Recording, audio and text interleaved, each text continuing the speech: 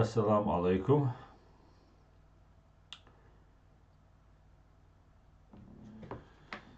Витаю вас всех, друзья. Так, мы в эфире, я так понимаю, да? Сейчас перепроверим. Да, мы в эфире. Ассаламу алейкум, витаю вас, друзья. Всем шалом. Всех приветствую, друзья.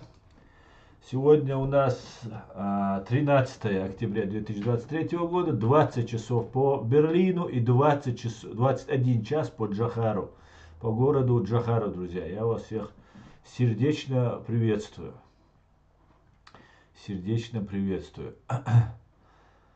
Так, ва алейкум ассалам. Руслан, всех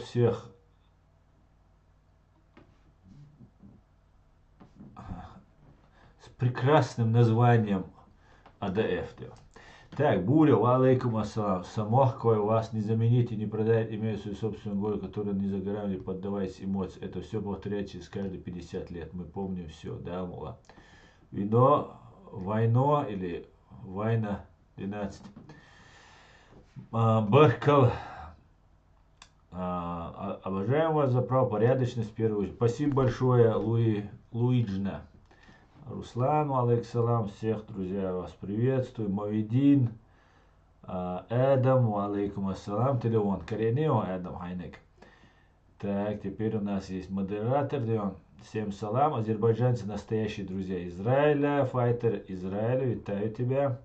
Более 1000 азербайджанцев пришли к посольству Израиля в Баку за последние дни, чтобы выразить свою поддержку еврейскому народу. Люди приносили цветы, свечи, игрушки, флаги и плакаты.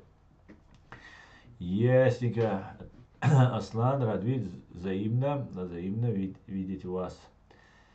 Так, Южная степь, добрый вечер всем, кроме рашистов. Добрый вечер, кроме рашистов. Александр Самур, всех привитаем. Мансур, Шавик, Машур. Так, ну, конечно же, сегодня мы должны поговорить, хотя главная наша тема сегодняшняя, если бы не началась эта война, была бы, конечно же, Украина, Чечения. Но вот вы видите, что происходит. Что происходит в медиасфере. В основном, которые сейчас подвержены вот этой пропаганде, люди, они являются связаны с Россией. Аргументы, ну, есть, конечно, люди, которые абсолютно не слышат никаких аргументов, они не связаны с Россией, но есть люди, которые у них стеклянные глаза, они фанатичные, они чаще всего необразованные, очень неграмотные, они не могут не прочитать то, что написано, не посмотреть и понять, что им говорят. Но они подвергаются пропаганде. Поэтому мы это все должны понимать. И должны очень четко разделять все моменты, которые здесь происходят. Несмотря на то, что эти люди ведут себя очень по-хамски, некоторые просто ведут себя просто по-свински, я бы сказал. Но мы должны разделять тех, кто заблужден вот в этой ложью, которая навязана им российской, русской пропагандой. И обманут он этой пропагандой, или же он работает на русских. Вот этот момент очень важен. Это нужно нам всегда иметь в виду.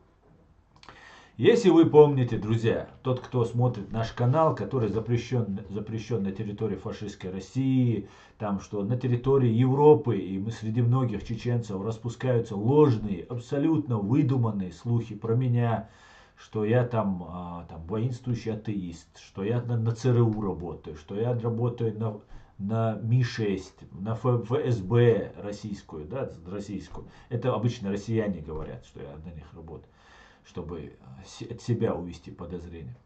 Но факт остается фактом.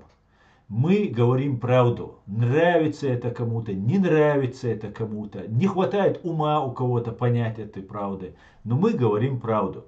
И заботимся о чеченском народе. Если вы помните, друзья, много-много времени я предупреждал, что здесь в Европе будут теракты. Вот вчера, точнее сегодня, мужчина с ножом напал. Еще один. Мы помним убийство Самюэля Пати, французского учителя. И вот во Франции снова мужчина со своим братом задержан, ну, может, он один был задержан, просто это 20-летний уроженец Чечни, как пишет в настоящее время. Правда, фамилия у него ингушская. Но это абсолютно нас не спасает. Ни ингушей, ни чеченцев. Потому что, ну, такая вот у нас судьба. Но факт остается фактом. Я предупреждал, что будут нападения. Я предупреждал, что будут террористические акты. Вот эти все люди, которые пишут вот эту сейчас ложь про меня, выставляя меня там врагом ислама, врагом палестинского народа, врагом и так далее, абсолютно выдуманно, ложно. Я всегда поддерживал любой народ, который страдает. Я всегда сочувствовал палестинскому народу. Но я абсолютно никогда не был на стороне путинских миньонов, путинских марионеток из Хамас и других террористических групп, которые подчиняются Путину и Ирану, и которые на день рождения Путина совершили этот террористический акт. И я понимал, что вот эти все продажные, русским продавшиеся мерзавцы и полезные идиоты, которые попадаются на их удочку, на их пропаганду, они будут на меня совершать нападки. И, ну, я не для того здесь сел перед вами, чтобы зарабатывать там лайки, хорошие комментарии, там, подписчиков и так далее. Ну, те, кто меня знает, те знают, что я это делаю не для этого. А делаю я это для того, чтобы спасти хотя бы одного чеченца. Одного хотя бы спасти. И многие вещи нам удалось. Мы, маленькая наша группа, вот вы все, мои зрители, подписчики, мои единомышленники, я, который вам веду этот канал, всячески пытаемся противостоять ФСБшной, ГРУшной работе, которая ведется против чеченцев здесь в Европе. И нам удавалось, много раз удавалось. Мы сломали их систему. Мы ее полностью разоблачили. Еще не полностью, они сейчас сами разоблачаются, продолжают саморазоблачаться. Но мы эту систему сломали. Они задействовали огромный ресурс против нас. Только в ТикТок посмотрите, сколько платных, абсолютно бесполезных товарищей сидят и несут чушь, показывая самые низкие части тела своего.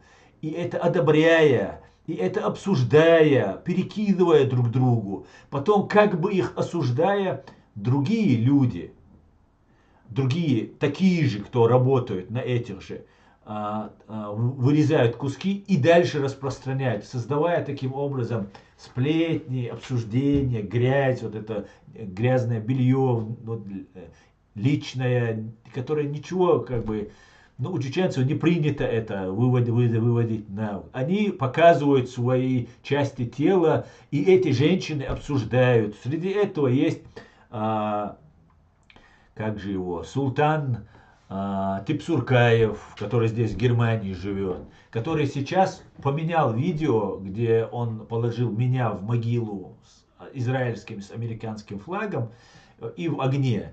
Теперь вот этот ноль, работающий на Россию, убрал американский, израильский флаг и меня одного оставил сейчас в могиле, горящей могиле.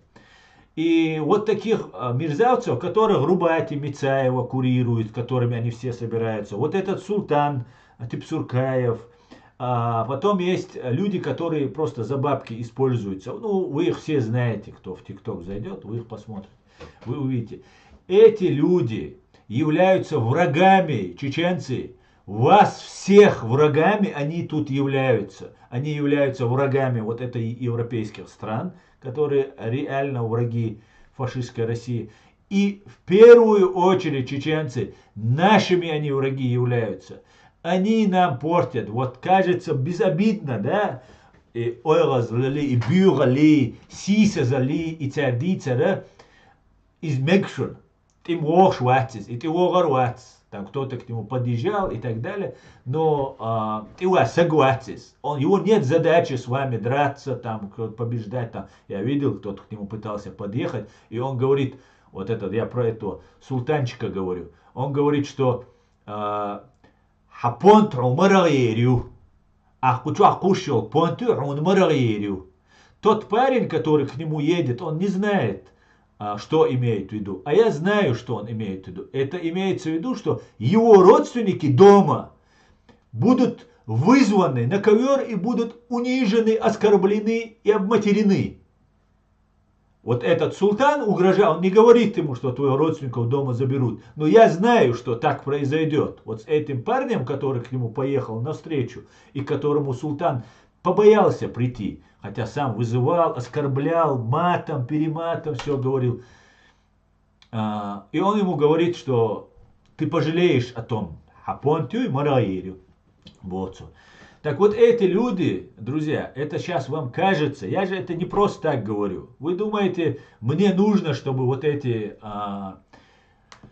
мужчинами, людьми, назвать это нельзя, человекоподобными существами, которые мне пишут вот этот весь бред, мне это нужно, нравится или нет. Нет, мне это не нравится, мне это не нужно. Но я вынужден это говорить, чтобы мы поняли, ночи. Если мы не поймем, вот эти отрезанные головы или убийства каких-нибудь безоружных учителей, я проклинаю того, кто убивает безоружного человека здесь, в Европе, попросив убежища, прийти сюда и после этого поступить так подло, это не по-чеченски, не по-мусульмански, не по-человечески, не по-христиански, не по какому это. Это свинство самое настоящее. И это не герои. И если мы, чеченцы, будем позволять вот этим людям в ТикТок сидеть, вот эту ерунду нести, будут появляться, а эти люди, вот как этот парень, который убил этого Ковнушить, в интернете полно, мы сидим, пишем, разговариваем, закидывают вам определенные ролики. Как вы на них реагируете? Это на нашу молодежь, имейте в виду. Если наша молодежь легко внушаемая, а есть такие люди отдельно легко внушаемые, им занимаются специальные органы, специальные вербовщики. Они могут его год, 2, 3 вербовать. Понимаете? И после этого, когда он уже думает, что вот он сейчас попадет в рай, что вот он сейчас убьет безоружного учителя, и он попадет в рай, в этот момент его задействуют. Сейчас я не удивлюсь, если этот человек скажет, сейчас говорят, он сказал Аллаху Акбар, но я не удивлюсь, если там будет присоединено или подключено это к тому, что он это сделал за Палестину, скажет, например, условно. Не удивлюсь, если еще появятся такие же лица, или группа лиц, которые заявят, что мы за Палестину и так далее, и так далее. Поэтому, чеченцы, мы должны на это обращать внимание. Это нам нужно в первую очередь. Нам нужно. Малоуздай твои, могила, аудал могила, малиедай чаш. Ищам юахкелля шама умаяц. Ищама шикапяк, махбол шумшат, гескичун вахквеллек, гескшан служить деши, оман дуальши, махкан дуал, гескшан служить деши, гуй, шикапяк махбол шумят, шикапяк, камцамабу, умаяц. Видишь, цундела, ищама юанюка, ищ юан ха, ночи мот бюцершю, ночи ершю, и это тоже нужно признать. Но вей ир мадейт. Вой мадейт. Но цауэлла Питер уйтиш бошуксо. Вой же нау 95 раскшан вахквелла шикапек ян альца махдер бат хабох окусвик. Значит, шикапек на вахквелла гугар. Представьте, вот как я их выявляю. Из ночи чвахиру. إذا شيء دوغدات تاتسون خلخيات تاتسون شيء وحكولا راskшана да окусу вахием публично и босуна. Ас бохшун из. Видишь что? Ас и да бохшиг. Так, смотрите, во Франции мужчина с ножом напал на школу, погиб учитель, задержан 20-летний уроженец Чечни и его брат. В городе Арас на севере Франции мужчина с ножом совершил нападение на школу, погиб один из учителей, преподававший французский язык, сообщает БФМ ТВ. Инцидент произошел около 11:00. По данным СМИ, серьезно ранены еще 2 человека. Учитель и охранник учебного заведения. Один из учителей в интервью местному телеканалу рассказал, что у нападавшего в руках было 2 ножа. Он предполагает, что преступник нанес удар одним из них в сонную артерию его коллеги. В 11 часов утра мы услышали сигнал тревоги и подумали, что это учение. Мы зашли в класс, увидели видео в соцсетях, начали паниковать, рассказал Ле Фигаро один из учеников, который на момент разговора с изданием оставался в классе. Мы закрыли все окна, учитель попросил нас как можно меньше шуметь. Затем пытался нас успокоить, сказал, что мы в безопасности, что нам ничего не угрожает. Мы стараемся не паниковать и сохранять хладнокровие. По данным БФМ ТВ, нападавший выкрикивал «Аллаху Акбар». Глава МВД Франции Жераль Демарнен сообщил, что в результате операции полиции подозреваемый задержан. Ле Фигаро пишет, что задержан молодой человек чеченского происхождения Мухаммад Магушков. Ему 20 лет, и он ранее учился в этой школе. Во Францию был внесен в список С за радикальный исламизм, утверждают источники издания. Задержан также его брат. Сообщается, что его задержали у другой школы. Национальная антитеррористическая прокуратура Франции начала расследование по статьям об убийстве, связанным с террористическим актом, покушение на убийство, связанным терактом и преступным террористическом сообществе, имеющих целью подготовку преступлений против людей. Как мы видим из этого, задержан второй брат у школы. Предполагается, что это должно было быть сделано на 2 школы, нападение должно было сделать. Да, фамилия ингушская, но нам не говорят, что он чеченец, говорят, что он из уроженец Чечни, чеченского происхождения. Здесь пишут, молодой человек чеченского происхождения. Нет, может быть, он и представился, когда сдавался как чеченец, но это не важно. Важно то, что галга вала, нохчи вала, сюли вала, куза вай хиц и теракчу, ёбош, и умшлил дой, война хазне санчо зихир душон. Мы все пострадаем. Дагестанец это, ингуш это, кабардинец, черкес, чеченец, не имеет значения, кто это делает. Факт остается фактом. Если это мы делаем, мы все пострадаем. Все до единого. Мне многие пишут, звонят с Франции, пишут, помоги документы получить. Нам мне эту бумагу не дают. Мне здесь это не делают, то не делают. И не только с Францией, но и с Францией тоже. Так вот, нам вот из-за этого и не дают этого, понимаете? Потому что не просто происходит вот этот случай, но еще Россия днем и ночью рассказывает, какие мы неуправляемые, какие мы тяжелые, какие мы фанатичные, сумасшедшие, 3-е, 10-е. А нормальные чеченцы, или ингуши, или дагестанцы, которые живут в той же Франции, они сидят по своим квартирам.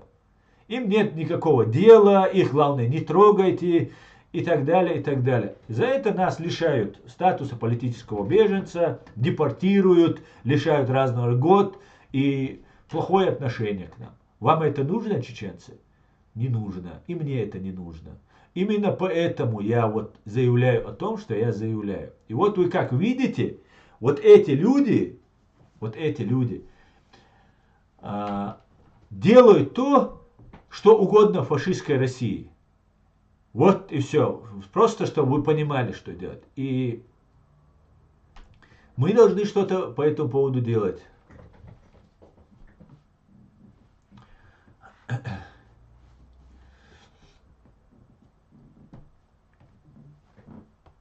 Хамас Мошвигу, смотрите, вот он такие маты пишет. У него ник Хамас.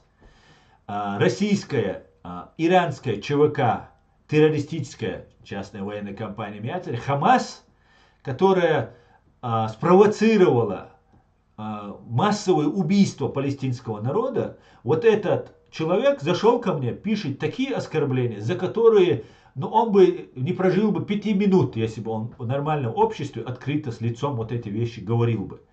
5 минут он не просуществовал бы. С него сняли бы штаны, завязали бы вокруг шеи и сказали: давай гуляй, Вася, без штанов. И шлюли таролш сагуар. Но у него ник Хамас. Он за джихад, он за мусульман, там, за палестинцев, за всех он. Но мат у него как у русского Вани. Как у русского Вани. И служит вот это. он служит русским. Я его забаню, потому что он слишком здесь разошелся, и просто чтобы понимали. Попробуем еще разок. Что у нас? Ну все, заработал, да. Освободилось.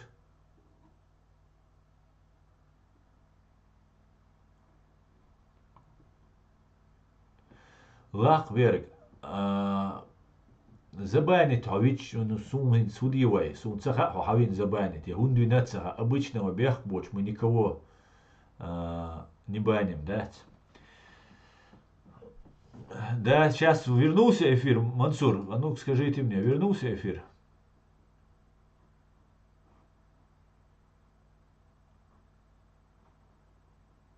Вот я молчу, меня показывают. Скажите мне, сейчас нормально? Сейчас нормально. Так, нормально, эфир идет. Все отлично, да. Отличненько. Все окей. Ну, что-то было, что-то было с эфиром, ну, отлично. Хорошо, что все восстановилось, да.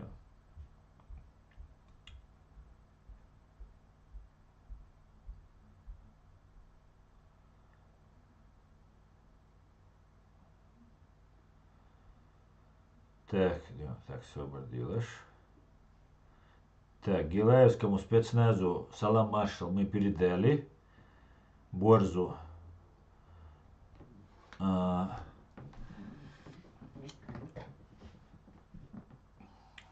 Так. Вернулся, и все отлично.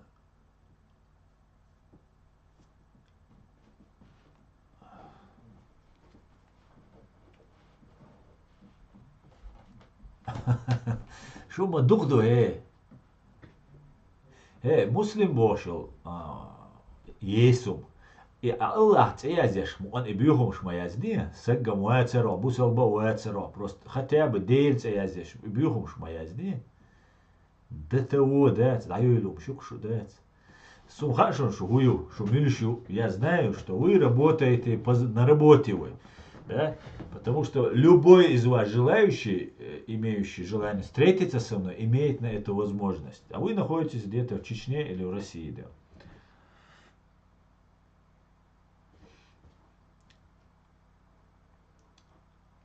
Я так и знал, Аслан, что в связи с последними событиями будут рвать и метать копья в твою сторону. После поддержки Израиля их особенно прорвало. Знаешь, Садула, Машвойла, в чем проблема? Дело в том, что даже один голос, а наш голос, он не один, нас 36 тысяч только в YouTube и 28 тысяч в TikTok. Это может показаться там с миллионниками мало, но с другой стороны, для нашего маленького чеченского общества, в принципе, все, что я говорю и имеет какую-то ценность, оно быстро расходится во всем нашем обществе, даже в Чечне. Даже том, несмотря на то, что мой канал запрещен и так далее, и так далее. И не все смотрят, все детали они не знают, но основные мысли и наш посыл всегда доходят. И один из них, мы все должны поддержать наш президиум правительства. Но это так, немножко отвлекаясь. Дело в том, что им нужно было представить нас сейчас, чеченцев, такими варварами, которые поддерживают Хамас, которые нападают на людей, убивают, невинных, безоружных людей убивают. Там около 260, по-моему, убито. Да, только вот, как они только прорвались. И еще сколько-то там заложников с собой забрали и уехали обратно. И фактически, здесь в Европе будет сейчас разгораться под видом поддержки Палестины. Я за палестинский народ, я еще раз говорю, я за любой народ, который пострадал и страдает, который сейчас подвергается бомбардировкам, хотя они точечные, в отличие от тех, что запускают Хамас ракеты.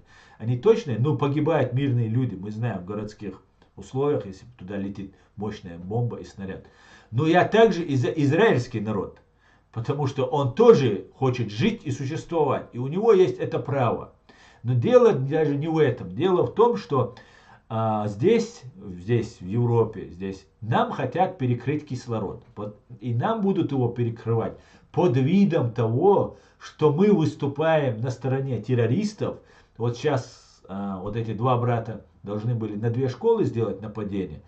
К счастью, второго, как сообщается, задержали у школы, а не в школе уже, совершив это преступление. Если он, конечно, собирался совершить это преступление. Есть вероятность, что подготовлены еще есть товарищи.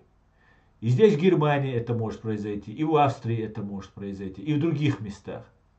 И все люди, которые совершают такие вещи, я уверен, они не работают на русских, они обмануты, они просто полезные идиоты, которых обманули.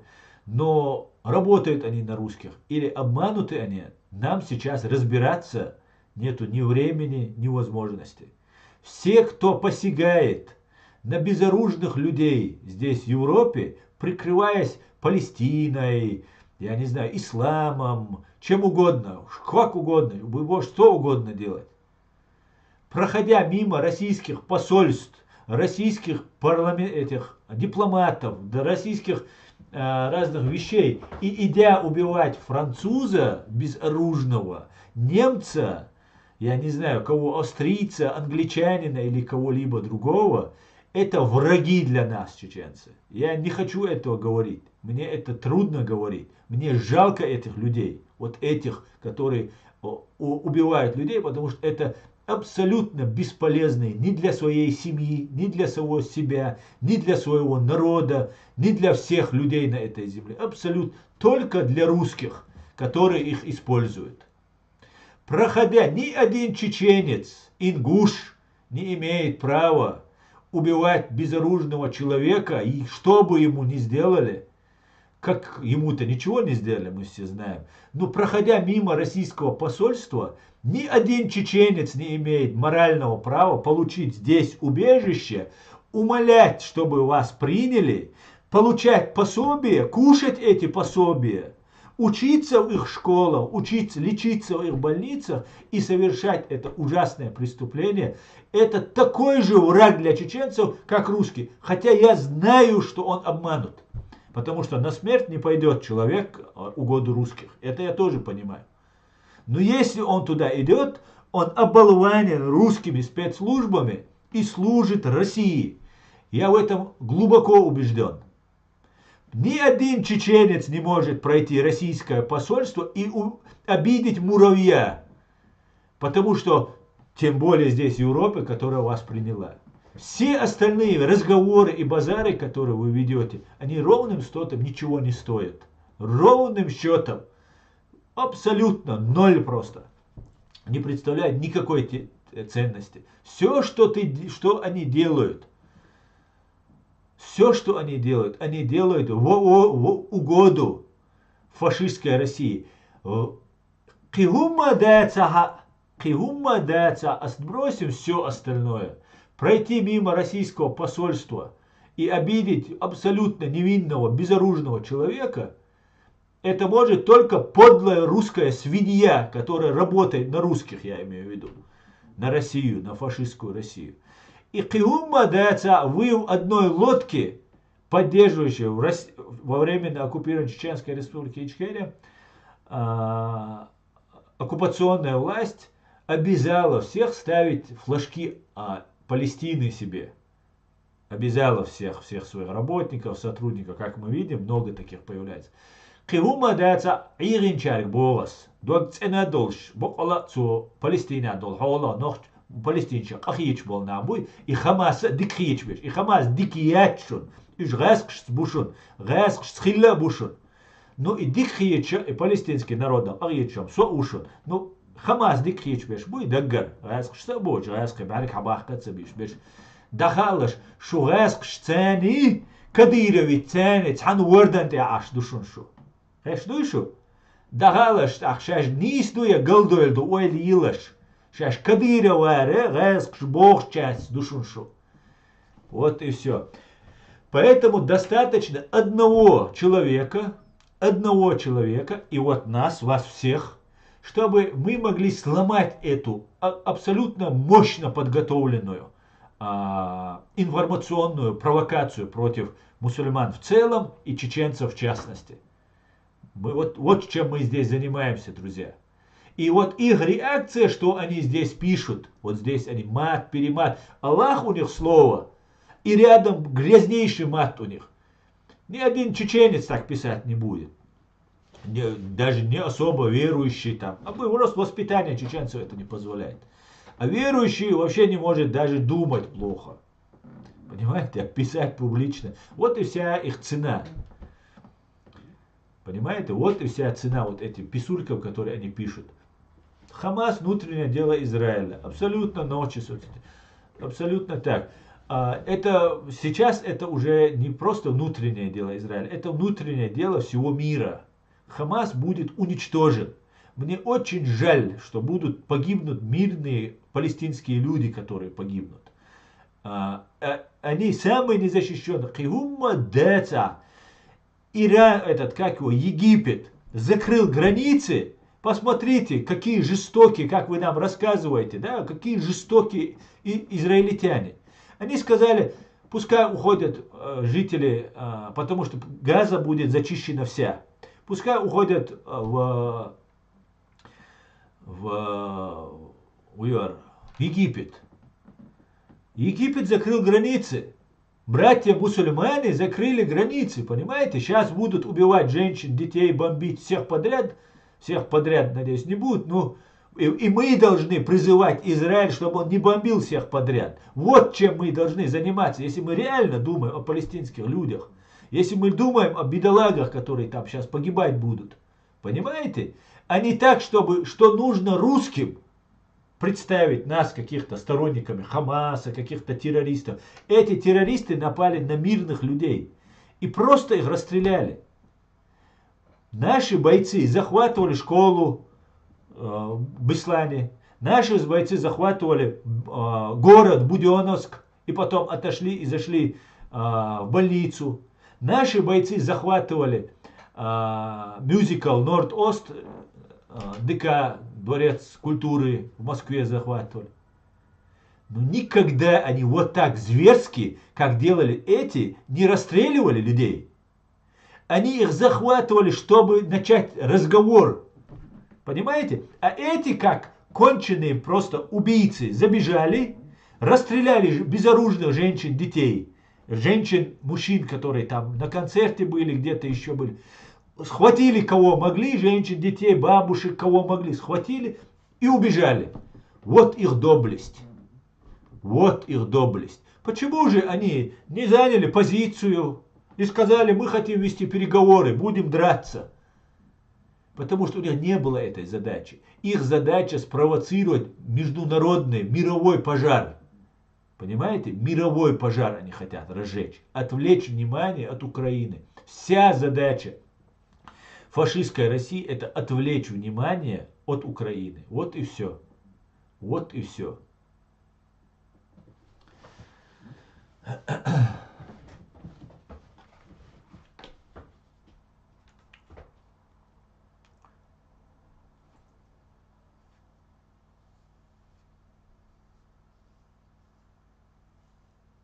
الباره سون حسك تخيتهم وبشي باغونس просто что вообще не ка они дай сдак мои сун вообще хума это тخيتهم الباره уй на всякий случай просто мнение союзит да مثلا он саха حاغاس شو وخ ولون الباره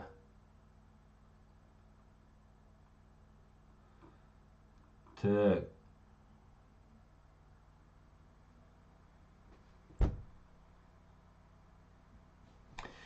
Поехали дальше, да. В Палестине уже выросли многие поколения террористов. Им с детства внушают, как и у армян, учат ненавидеть всех с фашистской идеологией. Да, Файтер, это правда. Файтер, говорю, кто это был? Путин. Ла-ла-ла-ла-ла. Думайте ночи, как этих слабоумных соотечественников остановить от терроризма. Вы говорите про депортацию, этого необходимо избежать. Это очередной ваш геноцид.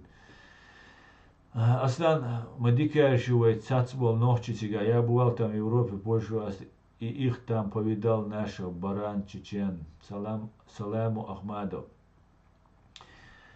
Салам, сколько израильтян убили палестинцев?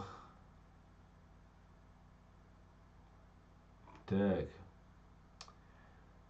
Если самим арабам все равно на палестинцев, почему кавказцы должны за них воевать? Знаете, в чем проблема? В том, что вот эти что говорила Шарар, Ейсум Шац, Кучур, Дукьош просто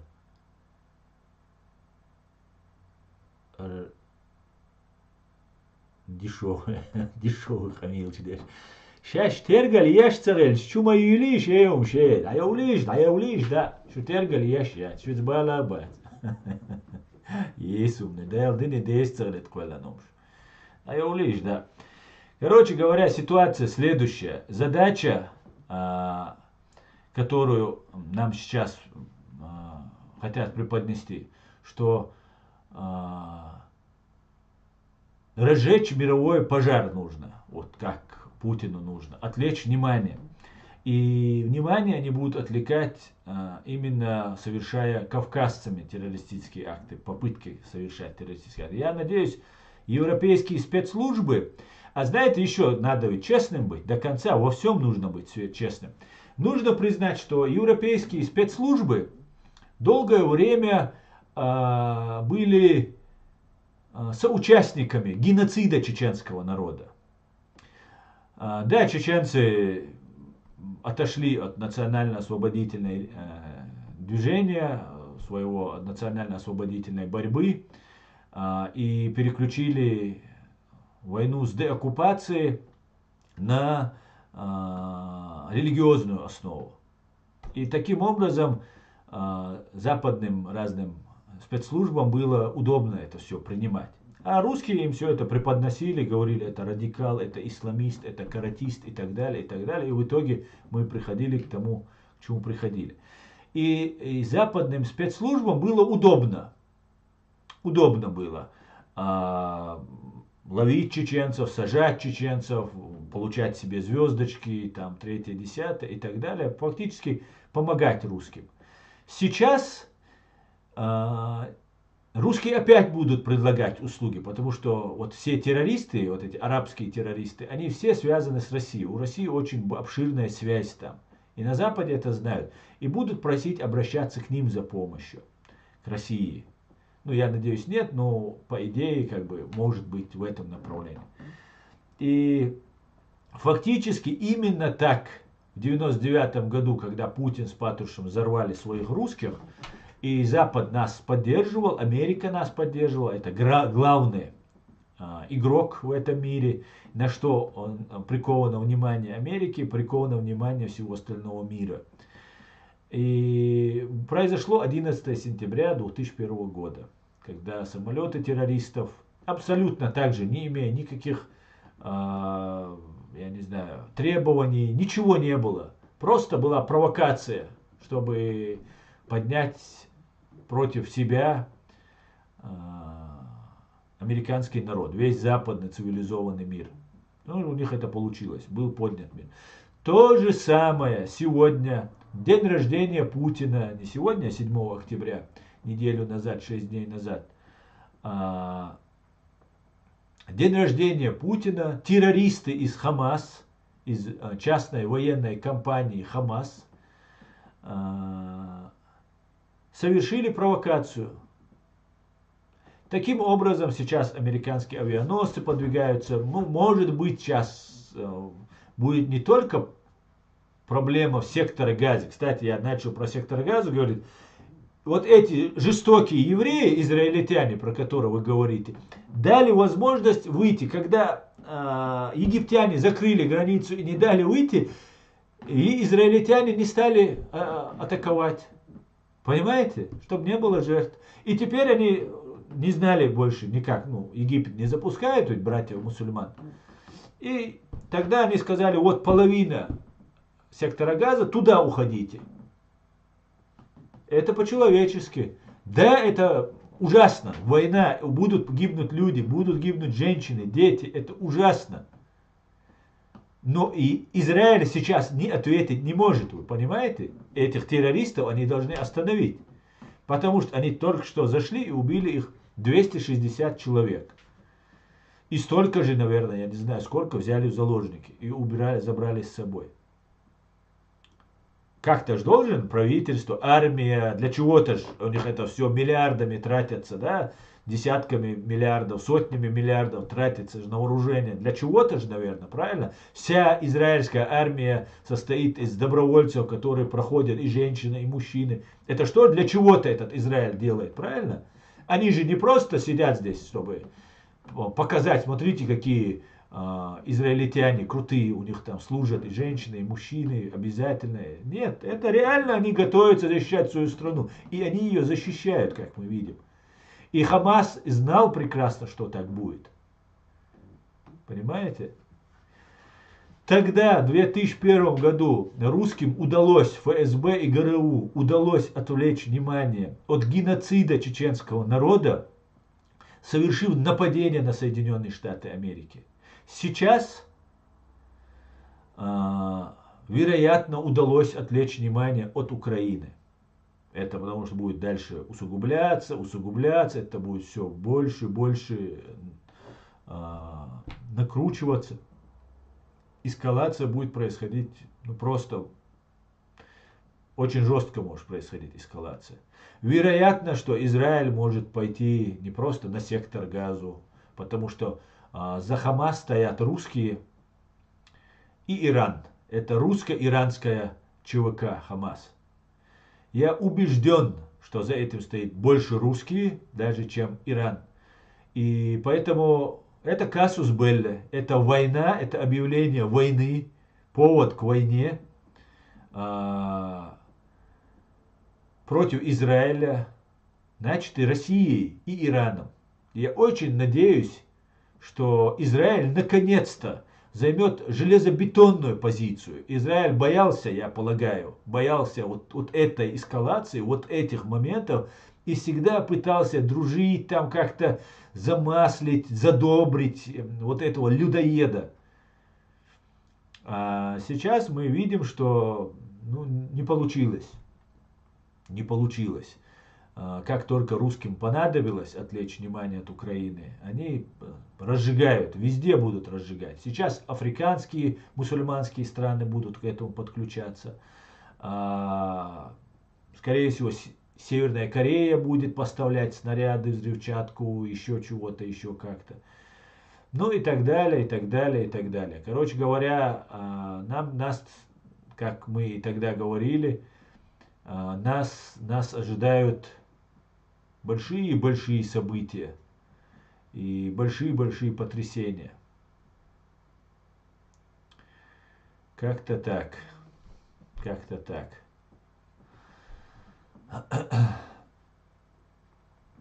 Как-то так. Ну, давайте перейдем к вашим комментариям, друзья. Так, мы уже 46 минут в эфире. Со временем Арафата, да, сотрудничает с КГБ. Совершенно верно.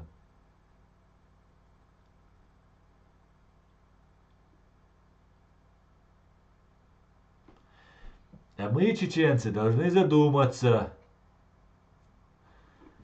куда мы катимся. Люди, проживающие во Франции, если вы не отреагируете, сунам цагашу эзершка до тига, сунам цагашу тига худешту, что представлять дешта сегуат тига, тига ца и цацта деятель, шбу тига ашбул, которые абсолютно вас не представляют, абсолютно, они занимаются какой-то своей личной выгодой, своими какими-то политическими играми. Кто у вас во Франции представляет Францию, скажите мне, есть у вас какая-нибудь организация, люди, которые заботятся о людях, которые могут защитить людей, есть у вас такие там во Франции? Я не слышал про таких людей. Какие-то местечковые, внутренние какие-то вещи непонятные, и какие-то деятели у вас там занимаются политикой якобы. Если вы сейчас не отреагируете на это убийство, если вы не начнете писать, не обязательно выходить на митинги, Просто не будете писать об этом, говорить об этом. Валлахи, шун масан депорчи яхусар мабуиш. Гражданство йоцер, что будет сана масана депорчи ирма йоцер. Цути дал дарьяч мабу ираске. Валлахи, цара отцал, дадича хотя бы метр долиш, шушаш метр цадош. Сгашун халгар метр вирвац. وين هامو هما ديرة دات وواش دينك بخيرة دات.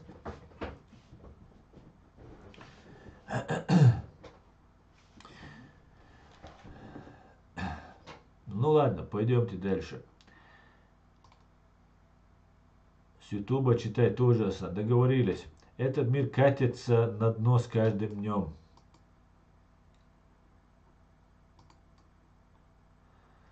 Так, разумеется, это затеял Кремль в поддержку с Ираном. И только идиоты это никогда не поймут. Да, не говори. Алейкум. У Аса на канале есть видео, называется от этого видео «Подрывает Русь». А там оставил комментарий со своим видением решения этой проблемы. Так, настоящий будет за справедливость. Совершенно верно, Хамзат, Машуоль. Чеченец должен быть за справедливость.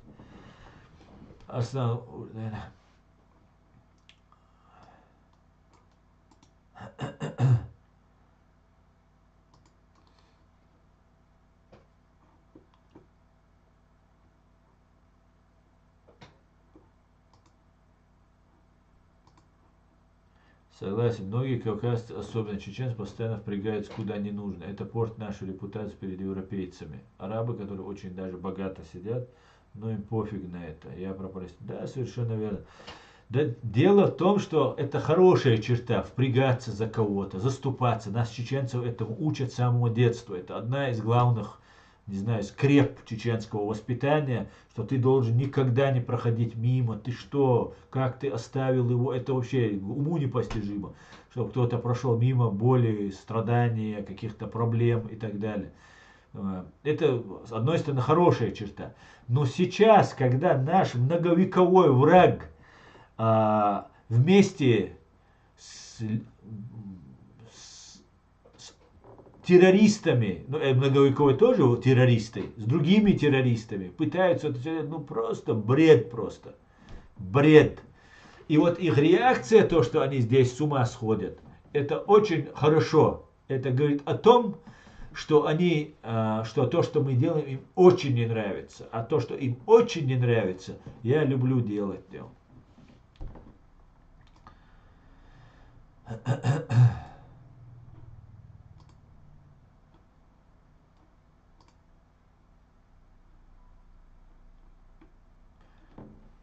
1300 убили эти животные. 1300 уже погибшего, да? Основа, очень справедливый человек, вы настоящий ногчи. Дай Бог, у вас получится создать свое государство, свою Ичкерию. Ян Моназон. Спасибо большое. У нас есть государство. Спасибо за теплые слова. Но у нас есть государство, нам его нужно деоккупировать. Оно у нас есть, и все нормально. Есть правительство, президиум правительства, есть патриоты, все отлично. Деоккупируем и обязательно вернемся. Спасибо вам за хорошие слова. Так, спасибо всем. Хамасу самим все равно на палестинцев. Конечно, все равно, если бы не было, не все равно, миллионная армия и еще 300 тысяч, которые может за 48 часов набрать резервистов, армия, лучшая армия на Ближнем Востоке с лучшим вооружением. Конечно, это просто раздраконить называется. Забежать, укусить израильтян и убежать. Ну вот и все.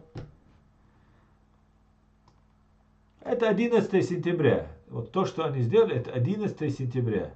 Я думаю, нужно и России, и Ирану ответить за то, что сделано. Не только Хамасу ответить нужно. Нужно России и Ирану за это ответить.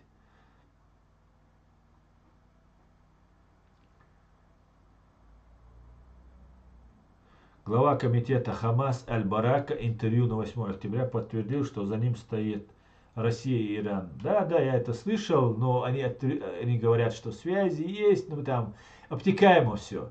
Ну на 7 октября оставим, ладно. Подставили Путина почему-то. На его день рождения его все так подставляют. Мировой пожар. Они очень на это рассчитывают. Понимаете? Вот этот мировой пожар, поднять всех арабов, поднять весь мусульманский мир, мы должны призвать, арабы, может, и поднимутся, но мусульмане должны успокоиться. Никто нам рассказывает, что там за мечеть Аль-Аксу идет война и так далее. Ну, эти 200 или сколько, 1300, вот пишут, убито. Они какое отношение к Аль-Аксе имеют? Если они убьют эти 1300, Аль-Акса не закончится. Если с израильтянам пришли бы арабы и сказали, там вопрос как стоял, когда в 1947 году ООН вынесла резолюцию, чтобы создать два государства. Арабы, которые жили под турками, потом жили под англичанами, обиделись, что им придется жить по соседству с евреями. И придумали сказку про Аляксу, которую хотят разрушить Израиль. Я не знаю, хотят они разрушить или не хотят. Но сам факт, если бы евреям не говорили бы, что у вас не будет государства, вы не имеете права на государство, хотя это их земля, так же и там, и как и других, кто там проживал 1000 лет. А пришли бы и сказали бы, смотрите, нам важно Алякса.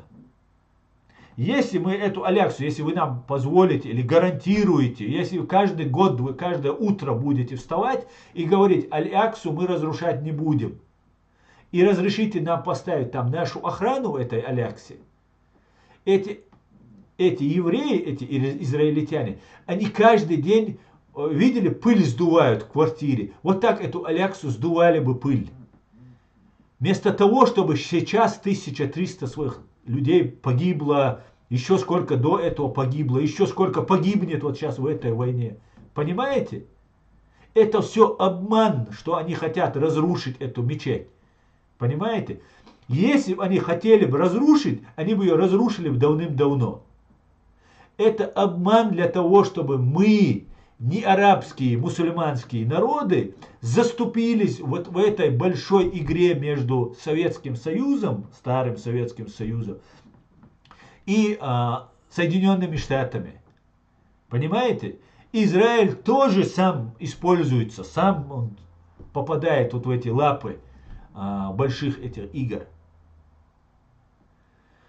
Я вам, спросите любого еврея, и чем они тратят $1 триллион или 100 миллиардов долларов на оружие, хоронят своих детей, дочерей, парней, дочерей, хоронят там, я не знаю, сколько у них там бомбежки, вот эти дома вы видели там с этими ставнями железными там для безопасности и так далее. Какие бабки выделяются колоссальные. Сколько инвестиций туда не идет из-за того, что там нестабильно.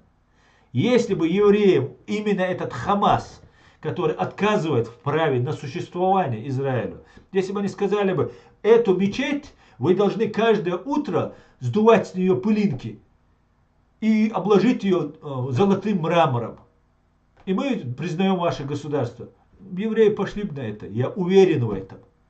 Понимаете? Потому что дешевле построить золотую Аляксу, чем вот каждый год терять там огромное количество людей и денег против этих террористов.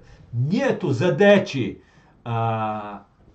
установить мир там. Это не нужно в первую очередь русским, Ирану, всем остальным. Понимаете? Не нужно просто. Нету в этом необходимо. Им нужно, чтобы Израиль долбили, Америку дергали, постоянно отвлекали. И сейчас очень хороший способ, вы видите. Понимаете? Вот такие вот, друзья, дела. Ну, скажите, Роман, вот вы мне пишете, спасибо за правду. Разве я не прав? Разве израильтяне эту мечеть не окружили бы золотым забором и охраняли бы ее? Просто напишите мне, если здесь есть евреи. Скажите, если бы вам поставили условие, что мы даем вам государство, мы никогда на вас не нападем, мы хотим жить с вами в мире. Если бы вам так сказали, просто не трогайте нашу мечеть. Она указана в Коране, эта мечеть. Она для нас она ценна, эта мечеть, для мусульман.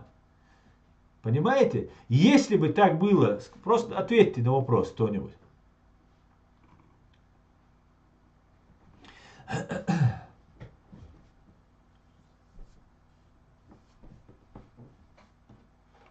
Так.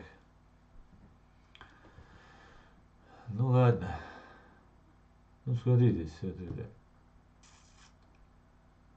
Да, согласились.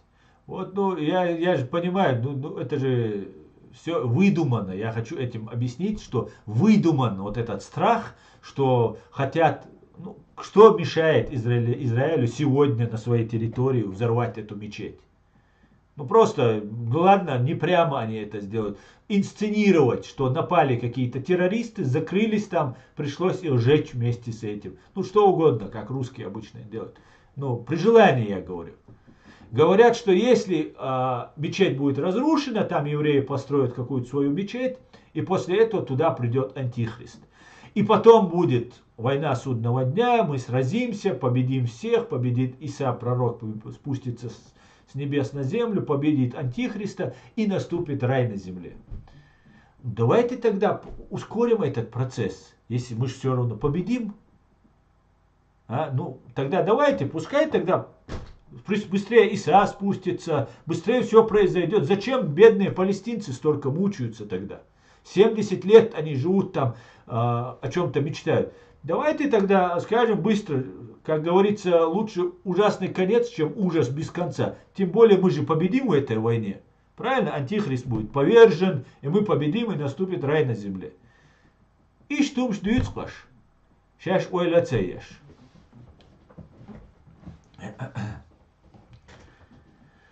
Так что вот такие вот дела, да.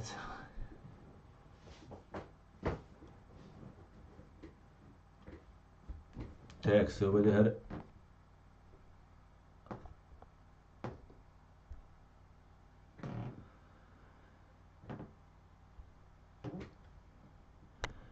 Рейсумш. Ну, каюшум оказывается. Ну, в ТикТоке вас очень много.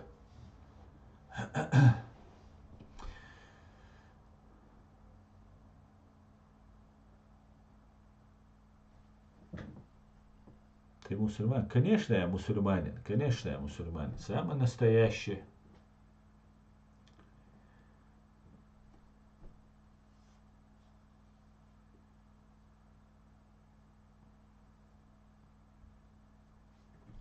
Так, давайте дальше. Асан, ты прав на 100% про эту мечеть. Да, Файта, спасибо, что. Спасибо, что ответила. Штаб Хамас находится под госпиталем. Леопард, откуда мы знаем? Знаете, я на самом деле, тоже, мы должны тоже придерживаться золотой середины. Мы должны, если мы реально заботимся о правах людей, мы должны сейчас призывать Палестину, хоть это и внутреннее дело внутреннее дело Израиля, призывать Израиль быть предельно аккуратными, не убивать, не наносить удары, быть осторожными. Вот что самое сейчас ценно для палестинцев, если мы хотим им помочь, палестинцам. Понимаете? Чтобы невинные не пострадали. Вот и все.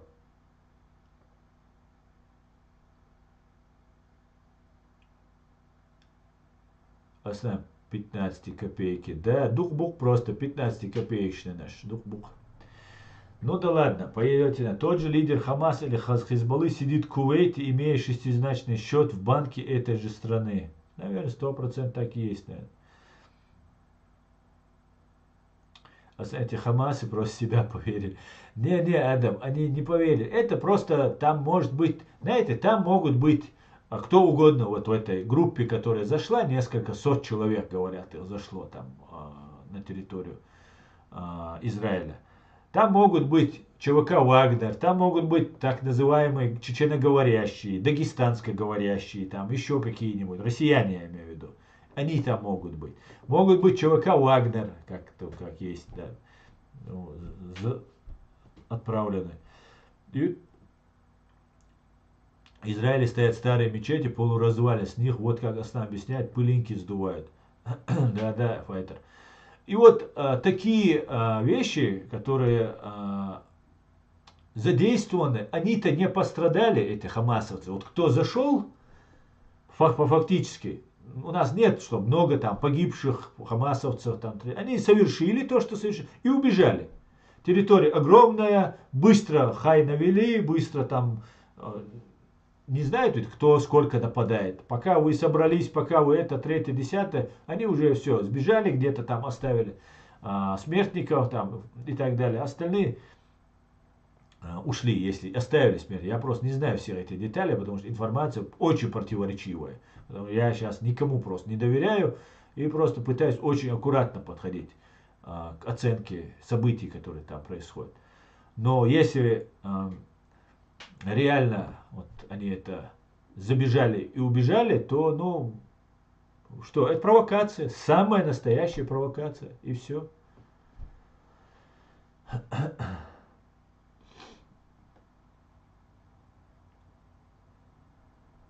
От главной синагоги ключ еврея дали на сохранение мусульманину. От главной синагоги ключ еврея дали на сохранение. Или это от христианского храма Леопард, но я что-то, да, слышал, что это, ну, это уже он из поколения в поколение, там он, сторож там или охранник, кто он там. Асна, твой народ 90% поддерживает Палестину, а ты почему не уважаешь мнение своего народа? Почему не со своим народом? Хотя Хамас это террористическая группа, не сомневаюсь. Амирнанов. Мой народ, палестинский народ поддерживает, потому что он пострадал. И я поддерживаю палестинский народ, который тоже сейчас страдает, невинный палестинский народ.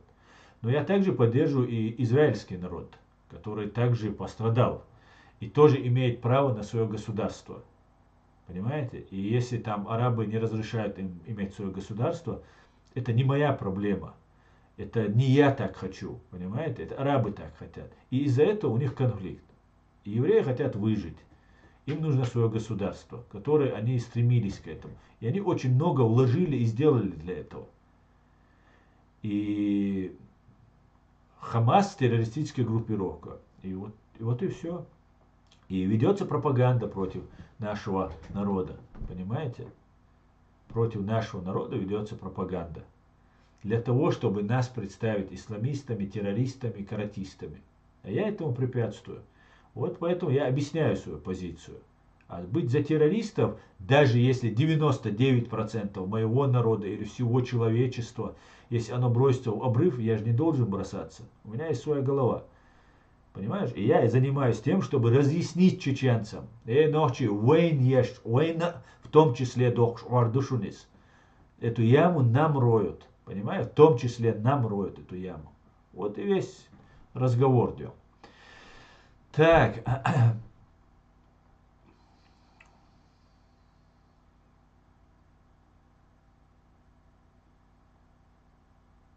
Конечно, Аска в первую очередь, чтобы отвлечь военную элементарно так, как Мордо чувствует, что проиграл. Вот иначе продолжать гайд круга.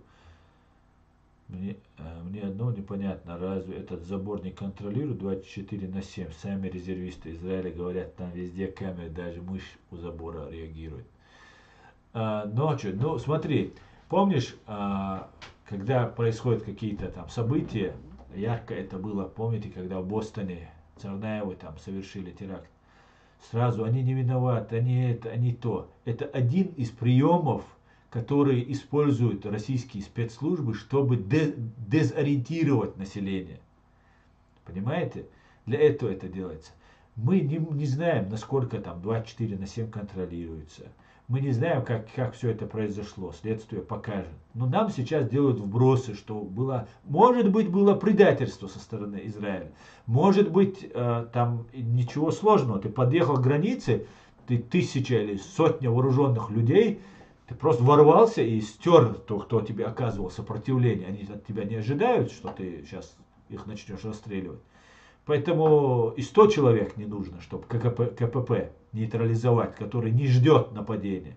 Поэтому это все вот отводящие, которые сейчас нам вводят.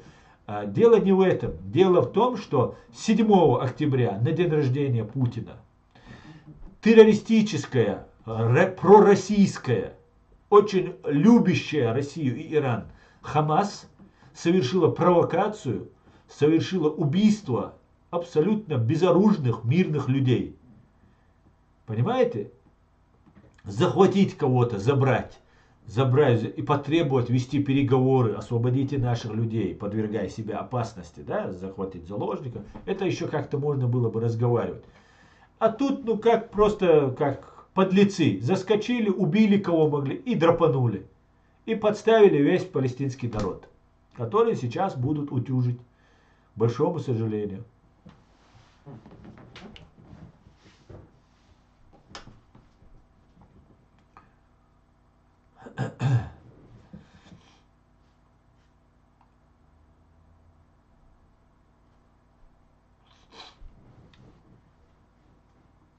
Мерчу меqal qozbo oqo meqal gats savaşar marbusa ist kagbin ist razbolsh والله شو بالبوشي اش تسيوتشي دتو ديشوهم شويو تسيوت شو ميعتقش قو دنيا نشوا مدوخكم دويس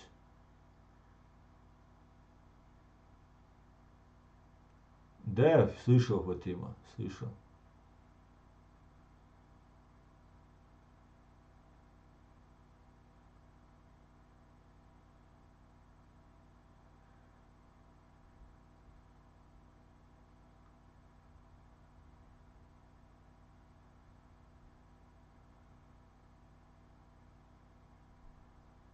علي لا ما جيزري وقشوا اقول ليش حوليش تعمو انشاش سق ولا تع حوليش ارقشوا يازات سديش والله ستة نقص شو تع حوليش ياش بيش ولا رومش تيازش تع حوليش قوس جامبورجي ها ده تو مشيت شو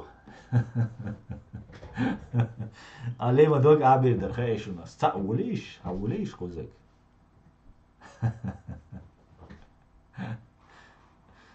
Ясно, давай, понятно с вами. Так.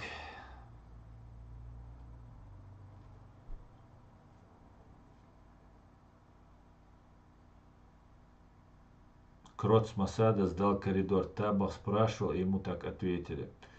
Ну, вполне возможно и такое, да.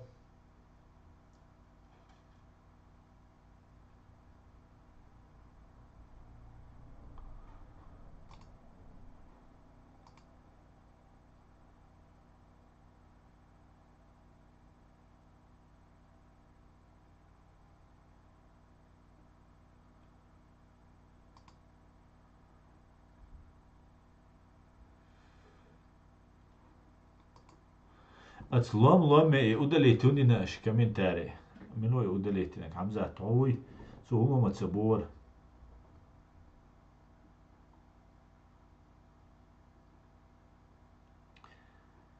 Так, на Кавказе 95% людей не образованные, ватные. Но на самом деле это очень хороший урок для нашего народа. Для наших народов скоро, может быть, большинство выйдут из кремлевской пропаганды. Надо работать.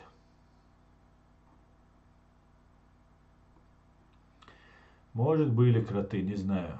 Не знаю. Там, хотя, возможно, там же арабы служат, еще израильское, а могло быть диверсия. Ну, может быть, конечно. Все что угодно может быть. Но факт то, что это не такая большая проблема.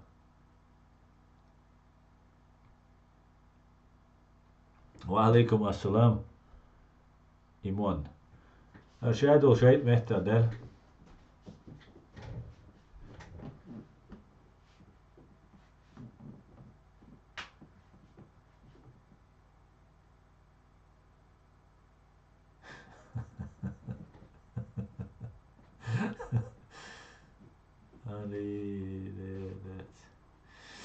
Ну ладно, давайте дать.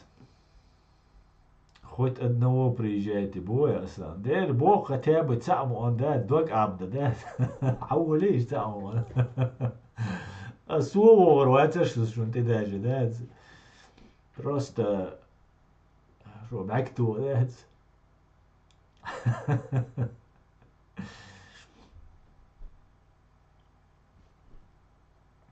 Угар се джимна гойтер воркашун ты дает.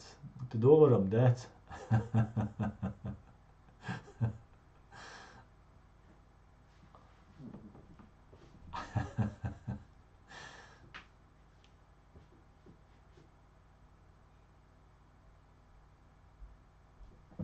حولان وور وبوش سودوكو حولان ده تو دات بوق برزن سورت لاتشن هو بنوتشي واتسو ياغو جارجال حولي وور ويهردوي الله خور بوشي خبرستوش حول وما تسووه واتسووه حسن يكتسووه اشتري عاشدوق كيسان بويبرن единственное الولعش خينا ده تستعدي بيحقن مينم تور برش سون يتشن بيحقن اتس ميتينج اتس урцعатна خچی کوکتی ما چاقه تعمم دی درش ام دی دوش قيوم ده بيخ ما بيل دق دق بقى ده ديزل قوزوقشن هدوليش قومهتي وشن جامبورg وشن se ugađimave gojčun so ti većem što lirdu adadin era uj loce ubo se kuma watsa malaca so ti wogon uig hawala loce ruma ba so ti wo so ulichna so ti wogon on hawala oqas جامبورg وقزال حول صحابي انا وي لوتر وي قيسق موات قيلا لوتر وي والله لوتر وات حصون سعوش لو صدقني يوخي واوي عار موات حوليتشنا عويتونس لوتر واه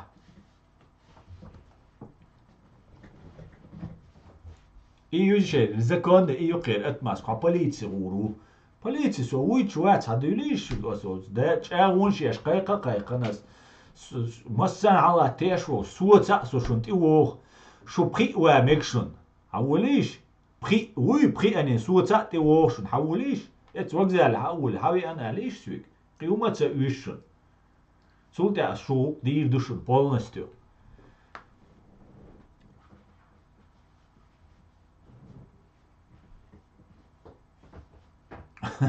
бегитан дейр. Ну ладно, наверное, да, аргаз, хогазю определите, на овощему, сундоку. Сундела, ажал, хай дагма вейне, хау воро. Халу номер, цабош, чували, чую номер, са номер, масана хушью, са номер, са номер, одунян чу, масана хушью. YouTube чу, хор видео келаю, TikTok чу, отдельно видео ю язин, са номер те айолш. حلو نومر مولش شو بولي نومر سيول شو قد شو دولي سوهرا وسا وجا وسا عيكر بريتنزي يو هر عزيه دي نسون سعيقا جواب دي وال على نوخشي سن حوليش شاش نوخشي دلا داتا هر بيو ميلدك خو شو ياز ديش تاش عدي يسيوخي تعامو مدات وما تسووخشو قيدي شو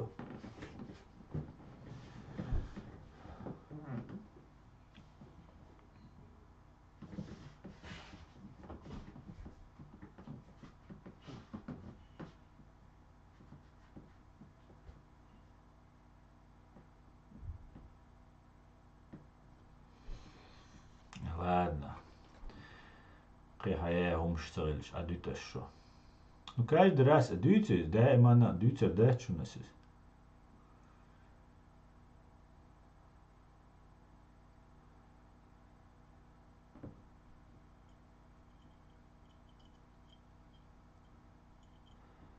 Асан тебя не хватит на всех, и ты нам нужен еще, да и возраст у тебя. Ой, ну somewhat гладиатор. Somewhat. Будешь бьет قعدات. دوش ال ويرموي از دوش ال.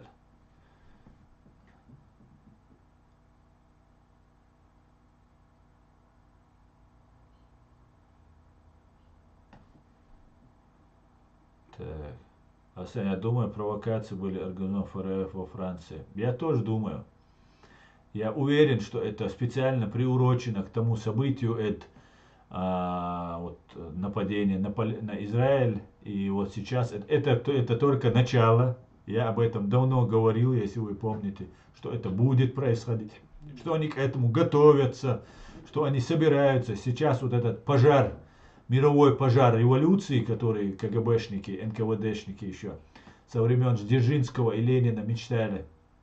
Они сейчас собираются это воплотить в жизнь и будут пробовать. Но посмотрим. Я не думаю, что у них получится. Мусульмане уже не те, что еще даже 10-20 лет назад. Люди многие поняли, особенно после событий в Сирии, что это была просто абсолютная игра, манипуляция. Я очень надеюсь, что не получится довести. Но от Украины вот внимание отвлекается.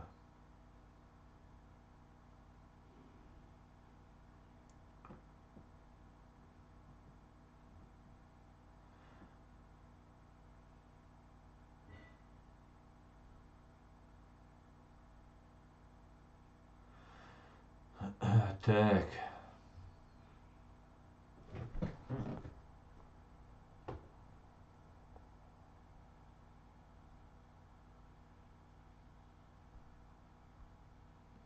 На того.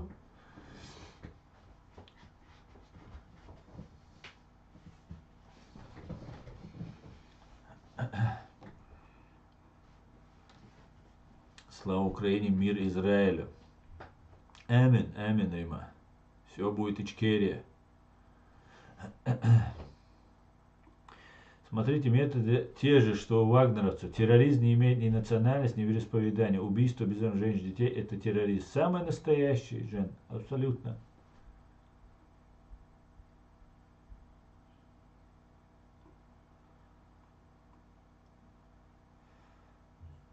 Я думаю, что войска войдут в Иран, и с ФРФ будут разбираться намного жестче. Да пора бы это, пора бы. Да, но это разрастаться будет до невероятного размера. Да, у слабоумных сейчас обострение решили на все сразу на каналы, все сразу на канале отметить. Да, да.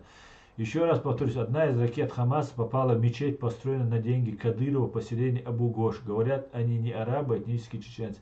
Ян Маназон, нету там этнических чеченцев, это миф.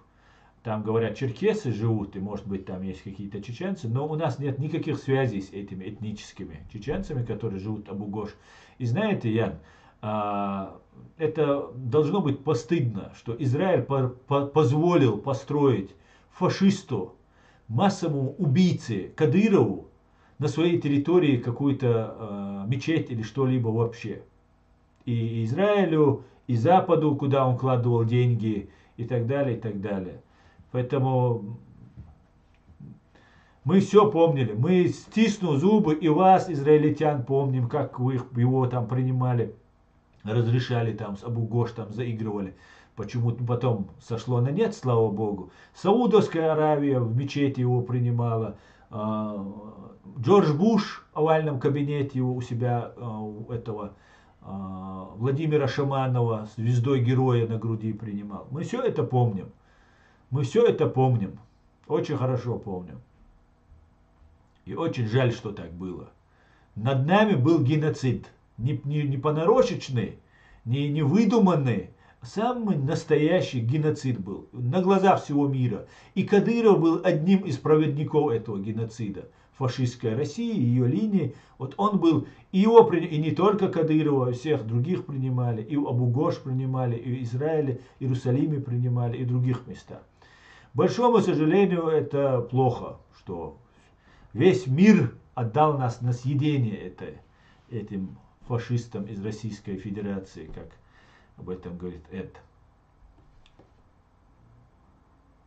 Асан, ты много времени нервов тратишь на этих российских чеченоговорящих ботов.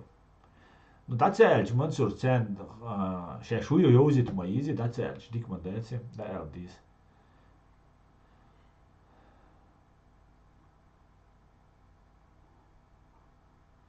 Терроризм должен быть искоренен. Здравомыслящие люди за деоккупацию государства Чеченской Республики Чечня, Грузия, Украина. Террористическое государство РФ и уничтожение гнезда террористов Израиля.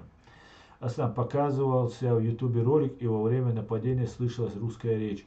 Да, Черей, я видел этот ролик, ничего не очень было разобрать, конечно, что он там прикрывай, там казалось, что он говорит. Но может быть те, кто говорит на арабском и на иврите, они, может, поймут, что это не их слово. Но я вот в разговоре так и не смог четко определить, хотя было очень похоже, что прикрывай говорит. Что это было, не знаю. Аслан, Рамзанки Дырову разрешили строить мечеть не Израиль, а Палестина. Это их гадюшники построили.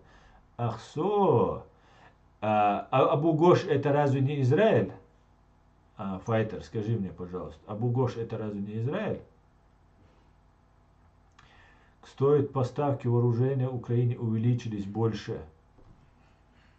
Сам показывается в YouTube ролика во время нападения Хамаса Шаруда. Путин делает то, что он умеет, создает хаос. Вся атака на Израиль четко видна, та же тактика, что в Украине. Сначала ракетный обстрел, а потом попытка прорваться Извините, да, совершенно верно. Кстати, Иордания терпеть не может палестинянов. Да. Абу-Гош это палестинский пригород Иерусалима. Вот оно что делать. Но если бы Иерусалим, если бы евреи не захотели, не построили бы. Но опять же, ругаться, ссориться, я думаю, вот эта позиция Израиля попробовать договориться, залить деньгами, там, ну видите, мы видим, что палестинцам, палестинского народа это не нужно. А вот Ирану, России, вот это нужно. Вот и все. И сколько бы денег не заливали, какую бы, или же слишком хорошими быть с палестинцами, заливать их деньгами, или быть слишком жестокими, их всех убивать там и себя выставлять в таком плохом свете на весь мир. Никакого результата нет, если за ним, которые стоят государства, это Россия и Иран, им, если нужно начать вот эту провокацию, они начнут ее в любой момент. Вот и делайте выводы. Невозможно договариваться с теми, кто является марионетки. Они ничего не управляют. И палестинский народ попал под пропаганду эту днем и ночью, которую ей долбят. И я боюсь, что нас, чеченцев, вот под это подгоняют. Понимаете? И нужно сделать все возможное. Я же не знаю, сколько я просуществую. Но нужно сделать все возможное, чтобы не произошло того, что произошло с палестинским народом. Согласен, сейчас многие в Израиле пересматривают отношение к России. Давно пора, Ян, давно. Непонятно опять, президент Израиля встретился с Путлером. Показывали фото-плакаты, где-то висят ряд лидер Сирии, лидер Хамас, лидер Израиля, Путин, 4 трека. Да, я это видел. Я у себя на канале тоже выкладывал в разделе сообщества. Не получается у Израиля все узаконить. И Аляксу тоже никому не надо, кроме пропаганды. Так, сегодня мы видим союзников России, одни мусульманские страны. Да, договор с людоедом невозможен. Ну, Адам, даже не столько мусульманские страны, давайте более конкретно скажем, арабские страны скажем. Вот там какая-нибудь Индонезия, например, она не союзник России. А вот и то арабские не все страны, тоже нужно понимать. Договор с людоедом невозможно. Да, совершенно верно. Так они и так бесплатно вроде все поставляли палестинянам. И газу, воду, и свет. Даже если евреи отступят и дадут весь Израиль Палестину, через 10 лет они превратят его в сектор газа. Ну, не знаю насчет этого.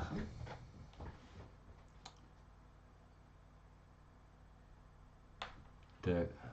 Арабелла. Удо. Кейду хила, мерзо хила.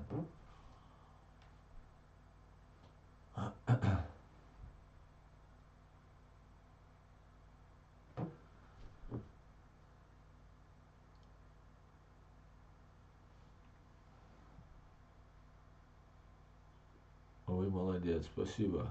Хайн чунг хажан WhatsApp чунг розыск внимания да. Так, аусер дувай аутес. Щегляня.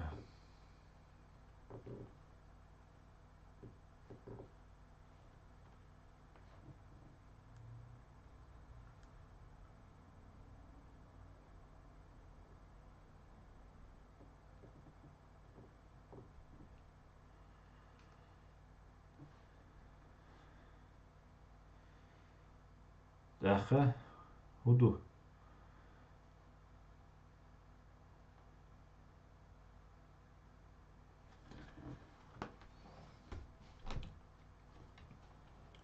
Хинц розыск внимания. Худу цацаки терон. Мустан.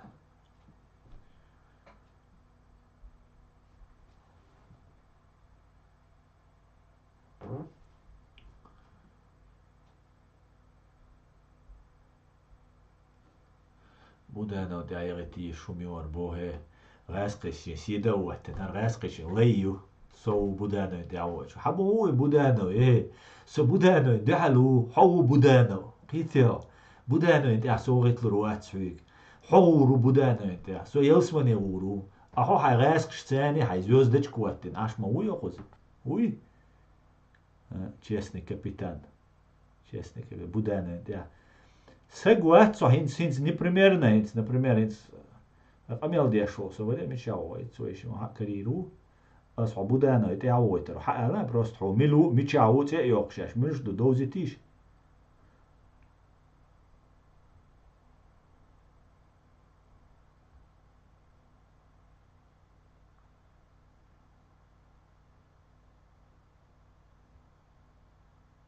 مش عايرة بودانا وشنا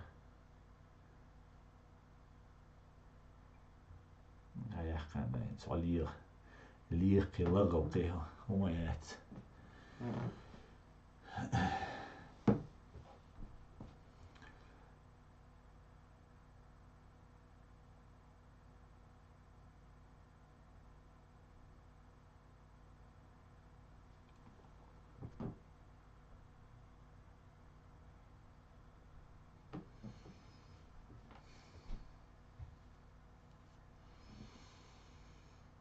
تاك وحلو يحكم مستا عليتو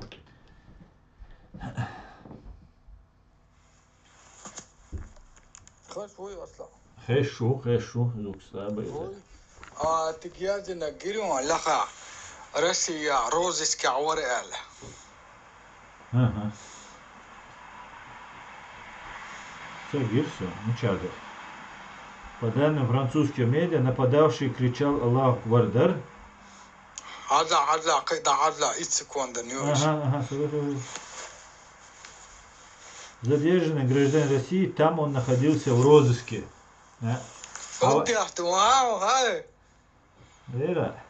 حوائتن حتى وعيتن حوائتن خلنا نفاقتو شاش قزع انتربول قوش بس بوي إز بقدياس تتعدياس مغردقون هو بقى ما بيرشك بوك دوي опасный بوي шал. Дудер, он ударил царь ящиком. Yok, страшно ударил царь он ящик. Это не шутки. Дальше. Интерпол عوري على أتماس كرواري أسك صار يشترقوك دادو دا. Да, правда. عندك دوتا أصلا دوتا خنزة. Давай. مصلح إما هو مدراتر موت شوي. او سو تاتوم كي غواس ورسا داتوم سومس كان داتو تروان بين بو بالا. نيجي Давай, اتو بويل. Давай связи, давай. Давай, дерется.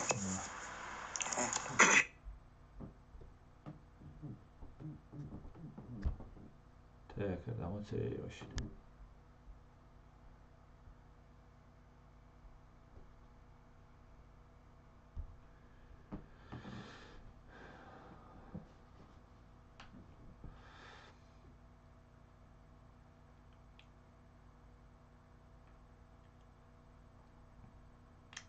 No, Čečen, ja тоже в Интерполе.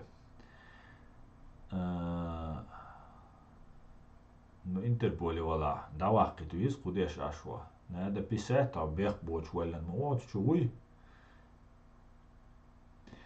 Так, Ира, ну все, мы уже закончили там говорить по-чеченски. Ну ладно. Друзья, я на этом свой стрим закончу. Мы уже 1,5 часа в эфире.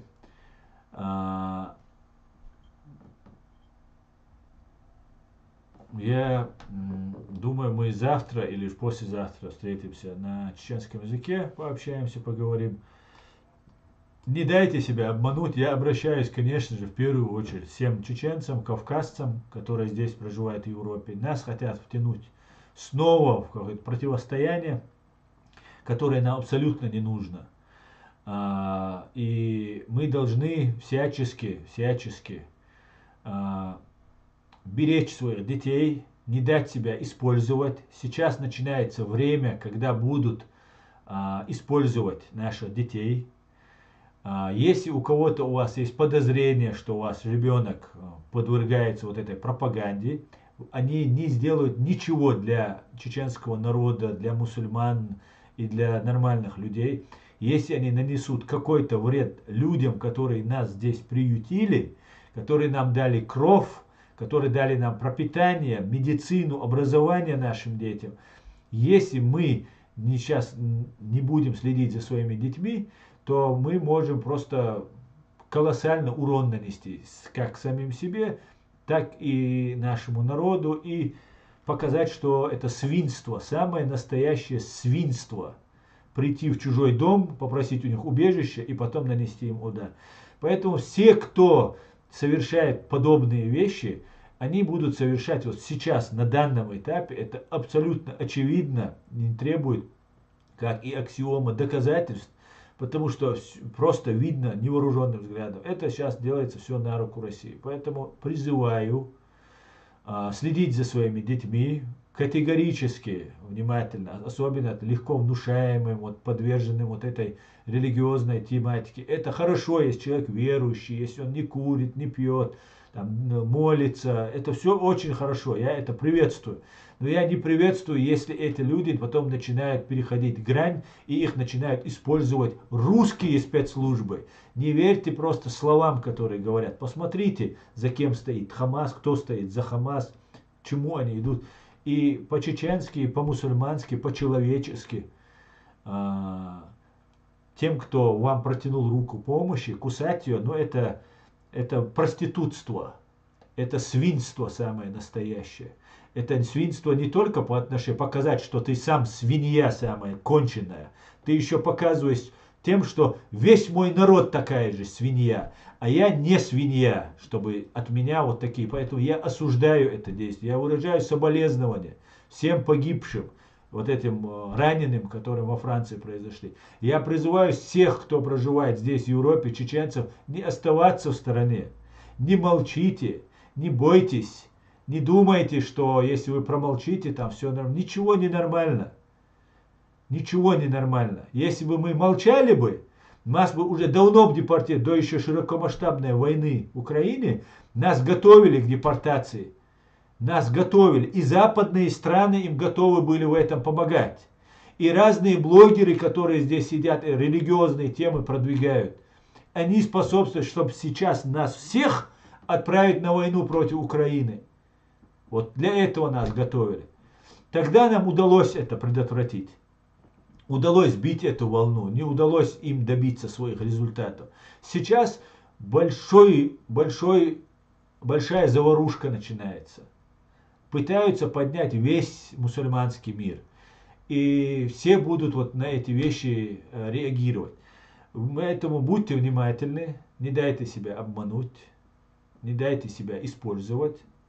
Щедерга Ичкерия. Все будет Ичкерия. Слава Украине. Господи, благослови Америку.